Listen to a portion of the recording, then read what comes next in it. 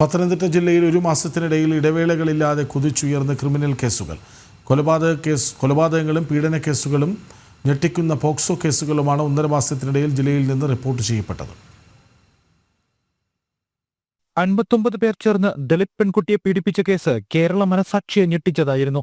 ജനുവരി 10-നാണ് സംഭവം പുറത്തറിഞ്ഞത്. ഇപ്പോൾ 18 വയസ്സുള്ള പെൺകുട്ടിക്ക് 13 വയസ്സ് മുതൽ പീഡനം നേരിടേണ്ടി വന്നു. ഇത്രയും പ്രതികൾ ഉൾപ്പെടുന്ന സംസ്ഥാനത്ത് തന്നെ ഏറ്റവും വലിയ പീഡന കേസാണിത്. പ്രതികളിൽ 57 പേർ പിടിയിലായി. വിദേശത്തുള്ള 2 പേരെ പിടികൂടാനുണ്ട്. 12ഓളം മറ്റ് പീഡന കേസുകളും 1 മാസത്തിനിടെ ജില്ലയിൽ റിപ്പോർട്ട് ചെയ്യപ്പെട്ടു. ഫെബ്രുവരി 10-ന് അടൂരിൽ പ്രായപൂർത്തിയാകാത്ത പെൺകുട്ടിയെ തട്ടിക്കൊണ്ടുപോയി പീഡിപ്പിച്ച 16-കാരനും 19-കാരനും അറസ്റ്റിലായതും മറ്റൊരു ഞെട്ടിക്കുന്ന കേസ്.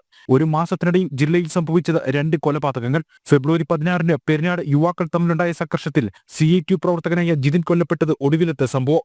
ജനുവരി 25-ന് കലഞ്ഞൂരിൽ സുഹൃത്തുക്കൾ തമ്മിലുണ്ടായ വാക്കുതർക്കത്തിൽ മർദ്ദനമേറ്റ് യുവാവ് മരിച്ചത് മറ്റൊരു സംഭവം. ഫെബ്രുവരി 4-നാണ് വിവാഹ സംസ്കാരം കഴിഞ്ഞ് മടങ്ങിയ സംഘത്തെ പത്തനംതിട്ട പോലീസ് അകാരണമായി മർദ്ദിച്ചത്. സംഭവത്തിൽ SI ഉൾപ്പെടെ 3 പോലീസുകാരെ സസ്പെൻഡ് ചെയ്തു. 1.5 മാസ കാലയളവിൽ ജില്ലയിൽ റിപ്പോർട്ട് ചെയ്യപ്പെട്ട ലഹരി കേസുകൾ 3. ഈ കാലയളവിൽ 2 പേർ കരുതൽ തടങ്കലിലായി. 2 പേരെ ജില്ലയിൽ നിന്നും കാപ്പ ചുമത്തി നാട് കടത്തി. ഈ കാലയളവിൽ ജില്ലയിൽ നിന്നും റിപ്പോർട്ട് ചെയ്യപ്പെട്ട അക്രമ കേസുകൾ 3, സാമ്പത്തിക തട്ടിപ്പ് കേസുകളും 3 എന്നിങ്ങനെയാണ്. ജനം, പത്തനംതിട്ട.